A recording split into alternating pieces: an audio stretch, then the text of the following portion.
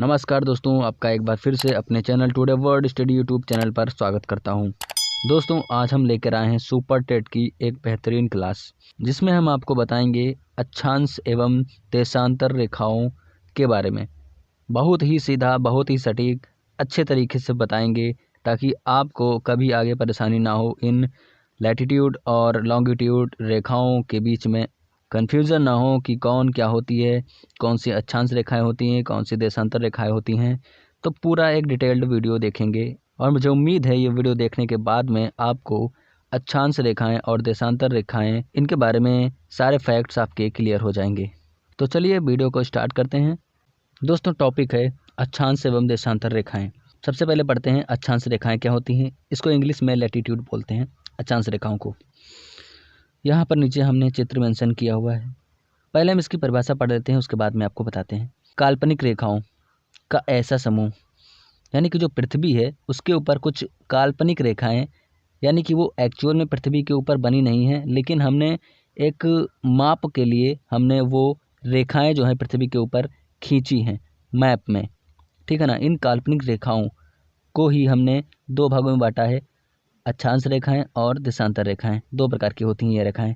तो उसमें अक्षांश रेखाओं की बात करते हैं तो ये काल्पनिक रेखाओं का एक ऐसा समूह होता है जो पृथ्वी के जो है चारों ओर, पृथ्वी के ये देखिए चारों ओर पूर्व से पश्चिम की ओर दिशा में विषुवत रेखा जो होती है उसके समांतर खींचा जाता है और यही अक्षांश रेखा कहलाता है। अब देखते हैं नीचे चित्र में। यहाँ पर दोस्तों आप देख सकते हैं कि ये आपका पूरा ग्लोब है। इसमें देखिए कुछ काल्पनिक रेखाएं आपको शो हो रही हैं, कुछ ऐसे करके हैं और कुछ ऐसे करके हैं। दो तरह की रेखाएं पाई जाती हैं, एक तो सीधी सीधी रेखाएं, एक बेड़ी रेखाएं होती हैं।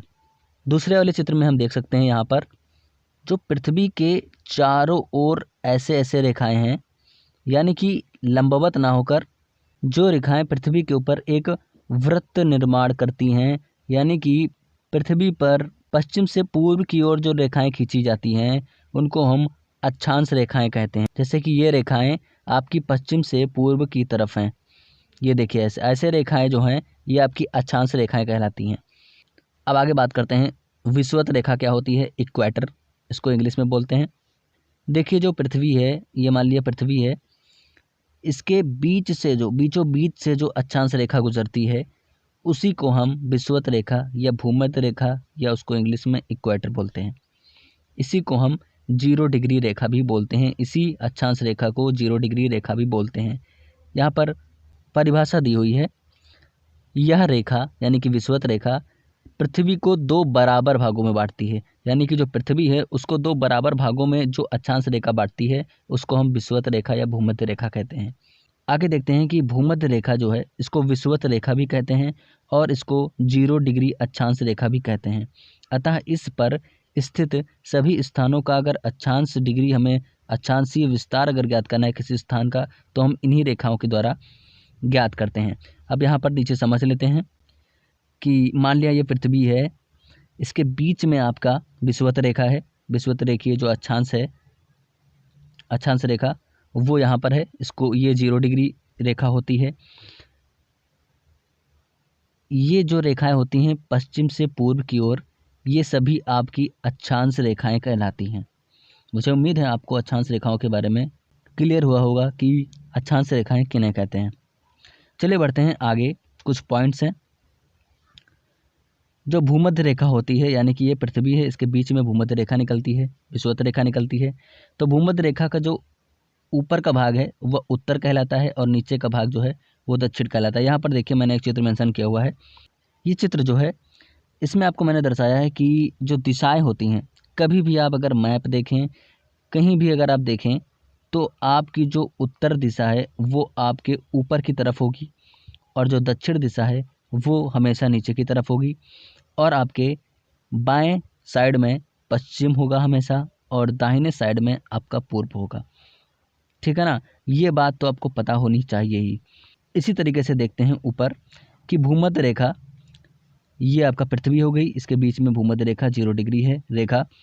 इसके उत्तर में स्थित जो, यानी कि यहाँ पर इसके उत्तर में ऊपर ऊपर की तरफ उत्तर है ना, तो इसके उत्तर में जितनी भी अक्षांश रेखाएं स्थित हैं उन सभी अक्षांश रेखाओं को उत्तरी अक्षांश रेखाएं कहते हैं। तथा नीचे देखो दक्षिण है, तो नीचे की जितनी अक्षांश रेखाएं हैं उनको हम दक्षिणी अक्षांश रेखाएं जो है वो कहते हैं। चलिए आगे देखते हैं। अब देखिए यहाँ पर ये पृथ्वी हो गई और ये आपका विषुवत रेखा हो गया, यानी कि भूमध्य रेखा। यहाँ पर लिखा है विषुवत रेखा के उत्तरी भाग को, उत्तरी भाग कौन सा हुआ, ऊपर वाला उत्तरी भाग हुआ। उत्तरी भाग को जो है वो उत्तरी गोलार्ध के नाम से जानते हैं। गोलार्ध यानी कि एक गोला है, उसका आधा भाग ही तो है, तो इसीलिए इसको गोलार्ध बोलते हैं। तो ये जो ऊपर वाला भाग है इसको हम उत्तर बोलते हैं, तो ये उत्तरी गोलार्ध हो गया। और लिखा है दक्षिणी भाग को, यानी कि ये वाला आपका दक्षिणी भाग है। दक्षिणी भाग नीचे ही होता है ना, ये देखिए दक्षिणी भाग नीचे ही होता है, तो ये दक्षिण भाग हो गया। तो दक्षिणी भाग को हम दक्षिणी गोलार्ध कहते हैं। अब बात करते हैं, ये देखिए पृथ्वी हो गई, ये आपकी विषुवत रेखा हो गई। ये जो अक्षांश रेखाएं खींची गई हैं इनके बीच की जो दूरी है वो समान है। तो वही यहाँ पर एक पॉइंट दिया हुआ है कि दो अक्षांश रेखाओं के बीच, यानी कि इनके बीच में, इन दोनों के बीच में जो है, इन दोनों के बीच की जो दूरी है वह 111 किलोमीटर होती है।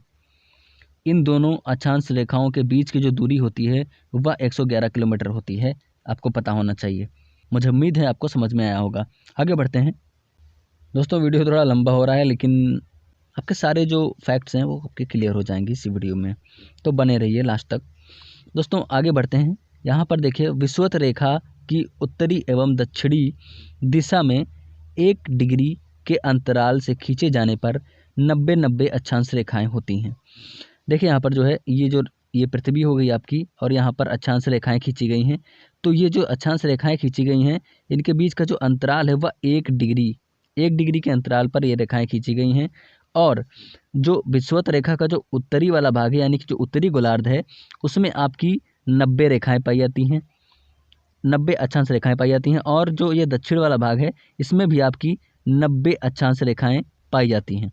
वही यहाँ पर लिखा हुआ है कि विषुवत रेखा की उत्तरी और दक्षिणी, यानी कि ऊपर वाला और नीचे वाला भाग, यानी कि उत्तरी और दक्षिणी में 1 डिग्री के अंतराल पर जो खींचे जाने वाली रेखाएं हैं, अक्षांश रेखाएं, तो ऊपर 90 पाई जाती हैं और 90 जो है दक्षिण में पाई जाती हैं। तो टोटल जो है मिलाकर आपका 181 रेखाएं हो जाती हैं, यानी कि 90 उत्तरी गोलार्ध में, 90 दक्षिणी गोलार्ध में, और एक जो है आपकी ये विषुवत रेखा वाली जो होती है इसको भी मिला लिया जाता है, यानी कि 90 यहाँ पर हो गई, 90 यहाँ पर हो गई, 90-90 मिलाकर 180 हो गई। और यहाँ पर एक जो ये विषुवत रेखा है इसको अगर मिलाएंगे, ये भी तो अक्षांश रेखा है, इसको जब मिलाएंगे तो आपकी कुल अक्षांश रेखाओं की जो संख्या है वह 181 हो जाती है। चलिए आगे बढ़ते हैं। अब दोस्तों यहाँ पर देखते हैं। दोस्तों यहाँ पर पॉइंट दिया हुआ है, भूमध्य रेखा के उत्तर में 23.5 डिग्री अक्षांश रेखा को कर्क रेखा कहते हैं। यहाँ पर हम समझ लेते हैं। देखिए ये आपकी पृथ्वी हो गई, यहाँ पर आपकी भूमध्य रेखा है, और आप जानते हैं कि ऊपर बहुत सारी रेखाएं खींची गई हैं, अक्षांश रेखाएं, और दक्षिण में भी बहुत सारी रेखाएं जो है वो खींची गई हैं। तो जो 23.5 डिग्री पर जो है उत्तर में जो रेखा खींची गई है, उत्तर में, यानी कि विषुवत रेखा के उत्तर में जो 23.5 डिग्री पर अक्षांश रेखा खींची गई है उसी को हम बोलते हैं कर्क रेखा। ठीक है ना। इसी तरीके से जो दक्षिण की बात करें अगर, तो भूमध्य रेखा के दक्षिण में जो 23.5 डिग्री पर अक्षांश रेखा है उसको हम बोलते हैं मकर रेखा। दोस्तों नीचे यहाँ पॉइंट दिया हुआ है, भूमध्य रेखा के दक्षिण में 23.5 डिग्री पर जो रेखा अक्षांश रेखा है उसको हम मकर रेखा के नाम से जानते हैं। आगे बढ़ते हैं। अब बात करते हैं दोस्तों, भूमध्य रेखा के उत्तर में 66.5 डिग्री पर स्थित अक्षांश रेखा को आर्कटिक रेखा कहते हैं। यहाँ पर भी समझ लेते हैं। ये आपका ग्लोब हो गया, पृथ्वी हो गई, यहाँ पर आपका इक्वेटर यानी कि विषुवत रेखा है, ये आपका उत्तरी भाग हो गया, उत्तरी गोलार्ध, ये आपका दक्षिणी गोलार्ध हो गया। तो यहाँ पर जो है आपका 23.5 डिग्री पर एक रेखा अक्षांश रेखा है, उसको आप कर्क रेखा बोलते हो। फिर इसी के ऊपर अक्षांश रेखा एक है जिसको आप, जो 66.5 डिग्री पर एक रेखा है उसको आप बोलते हो आर्कटिक रेखा बोलते हो, आर्कटिक रेखा उसको बोलते हो। और इसी तरीके से उत्तर में 23.5 डिग्री पर जो है आपकी जो अक्षांश रेखा है उसको आप मकर रेखा बोलते हो। और इसी तरीके से दक्षिणी गोलार्ध में 66.5 डिग्री पर एक रेखा है उसको हम बोलते हैं अंटार्कटिक रेखा, अंटार्कटिक रेखा बोलते हैं उसको। आगे बढ़ते हैं दोस्तों। अब यहाँ पर कई क्वेश्चन सामने निकल के आते हैं कि जो कर्क रेखा है वह किन किन देशों से होकर गुजरती है। इन चीज़ों से काफ़ी ज़्यादा क्वेश्चन पूछे जाते हैं, आपके सुपर टेट में भी क्वेश्चन पूछा जाता है और विभिन्न जो परीक्षाएं होती हैं उनमें यहाँ से क्वेश्चन बनते हैं। तो आइए देख लेते हैं। तो कर्क रेखा जो है वो निम्न देशों से होकर गुजरती है। यहाँ पर पहला है चीन, Taiwan, Myanmar, Bangladesh, Bharat, Oman, संयुक्त अरब अमीरात, सऊदी अरब, मिस्र, लीबिया, नाइजर, अल्जीरिया, माली, मारितानिया, पश्चिम सहारा, बहामास और मैक्सिको। इतने देशों जो है आपकी कर्क रेखा गुजरती है। यहाँ पर देखने वाली बात है कि भारत जो है, भारत से भी कर्क रेखा गुजरती है और भारत को दो भागों में जो है विभाजित करती है कर्क रेखा। यहाँ पर नीचे हम पढ़ते हैं, कर्क रेखा जो है भारत के किन राज्यों से होकर गुजरती है, ये भी क्वेश्चन पूछा जाता है। तो इसके बारे में भी हम देख लेते हैं। तो भारत के जो है वो 8 राज्यों से होकर जो है कर्क रेखा गुजरती है। यहाँ पर हम उनका मेंशन किए हुए हैं। पहला है मिजोरम, फिर है त्रिपुरा, फिर है पश्चिम बंगाल, फिर है राजस्थान, फिर है गुजरात, फिर है मध्य प्रदेश, छत्तीसगढ़, फिर है झारखंड। ये 8 राज्य हैं। इनको याद करने की एक आसान सी ट्रिक है। यहाँ पर ट्रिक का नाम है मित्र पर गमछा झार। बहुत ही अच्छी ट्रिक है, फटाक से याद हो जाती है।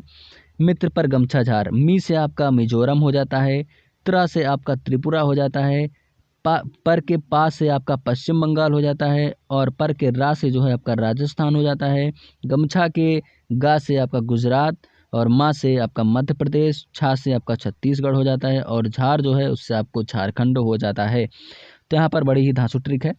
चलिए आगे बढ़ते हैं। दोस्तों यहाँ पे हमने एक फ़ोटो लगाया हुआ है, इसको आप देख सकते हैं इसमें कि ये जो कर्क रेखा है कहाँ से होकर गुजरती है भारत में।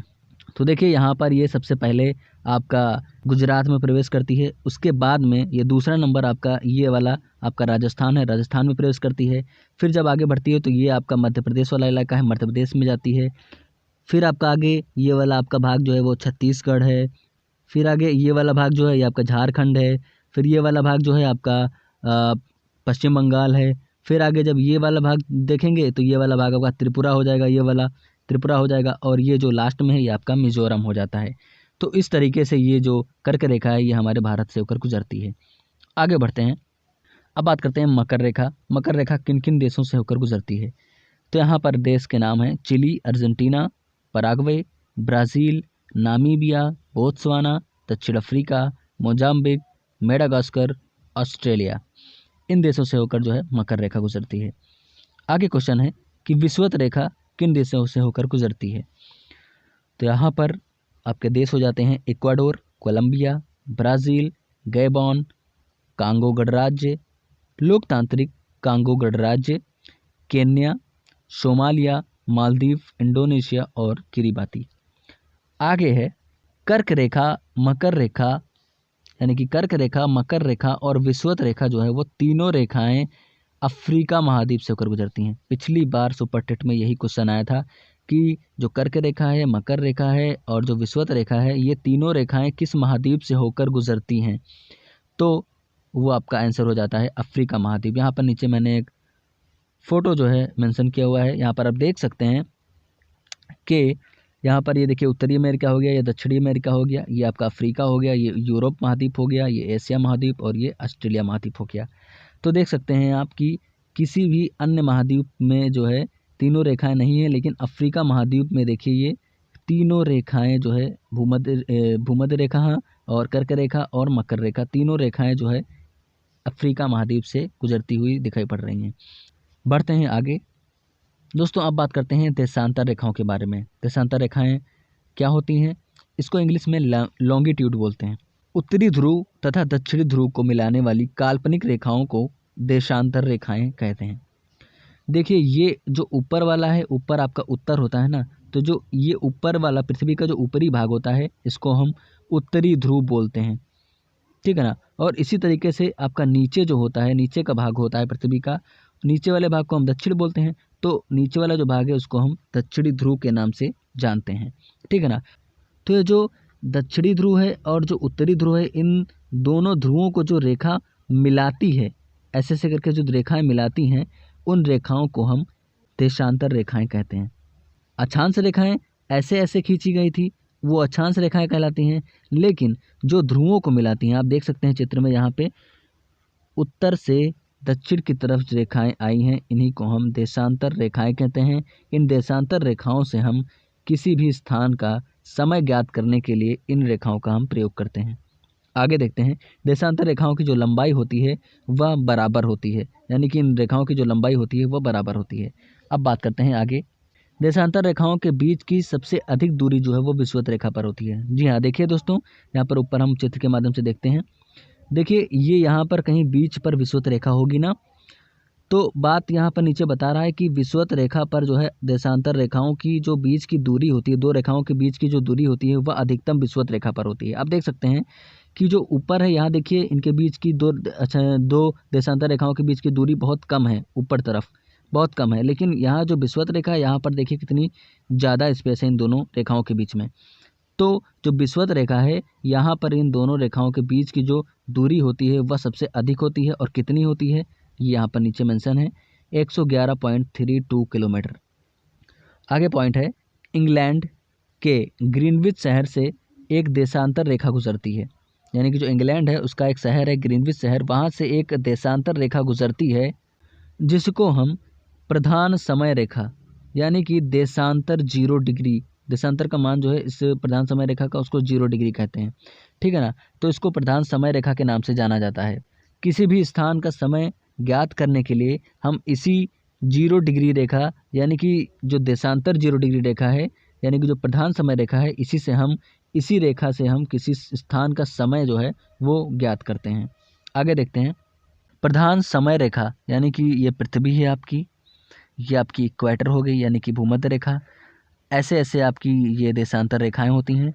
तो एक ये रेखा है जो कि इंग्लैंड के ग्रीनविच शहर से होकर गुजरती है, इसी को हम प्रधान समय रेखा कहते हैं, ठीक है ना। इसके जो पूर्व का क्षेत्र कौन सा होगा, ये वाला आपका पूर्व होगा, ये वाला आपका पश्चिम होगा।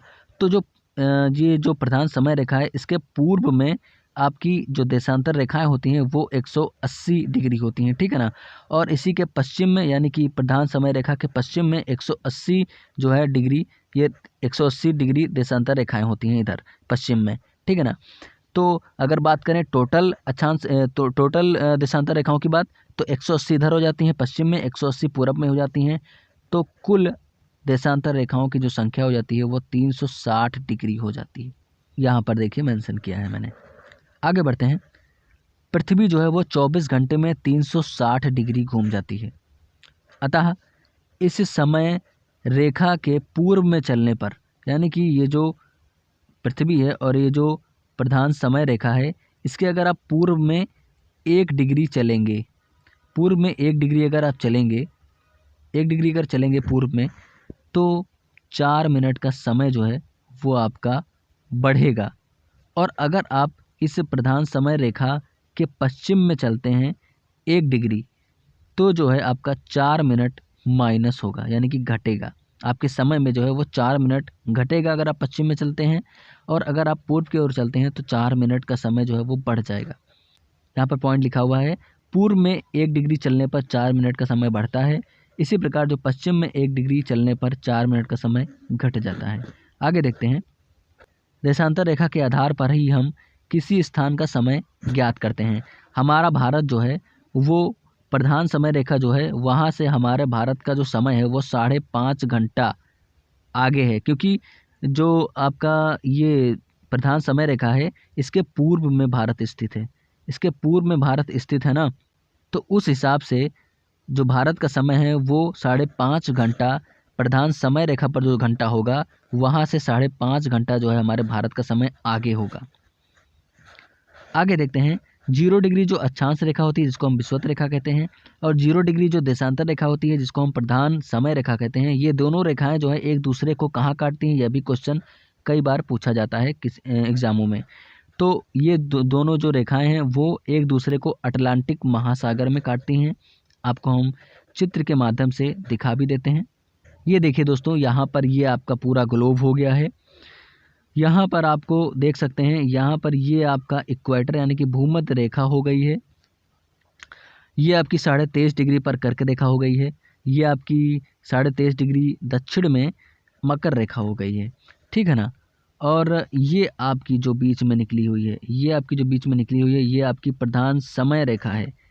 यही तो देशा ऊपर से ध्रुवों को मिला रही है ना, तो यही तो देशांतर रेखा होगी। तो यही जो है आपकी प्रधान समय रेखा है।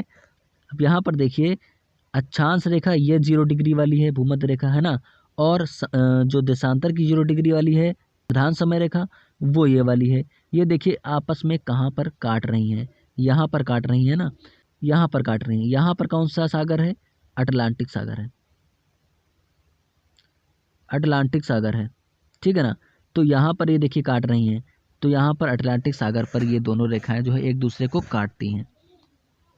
हमें ये अक्षांश रेखा 0 डिग्री अक्षांश रेखा और 0 डिग्री प्रधान समय रेखा को जहाँ पर काटती हैं उस स्थान को बताना है। तो अटलांटिक महासागर में काटती हैं। उम्मीद है दोस्तों आपको ये वीडियो पसंद आया होगा। दोस्तों वीडियो कैसा लगे ज़रूर बताइए कमेंट के माध्यम से, और वीडियो को लाइक नहीं किया तो वीडियो को लाइक कर दीजिए, चैनल को सब्सक्राइब कर लीजिए, क्योंकि इससे हमको बहुत ही मोटिवेशन मिलता है और आगे वीडियो बनाने का। और इस पीडीएफ को डाउनलोड करने के लिए आप हमारे डिस्क्रिप्शन में जा सकते हैं, वहाँ पर एक लिंक दिया हुआ है, उस पर क्लिक करके आप इस पीडीएफ को डाउनलोड कर सकते हैं। मिलते हैं एक नई वीडियो के साथ में अगले वीडियो में, तब तक के लिए नमस्कार।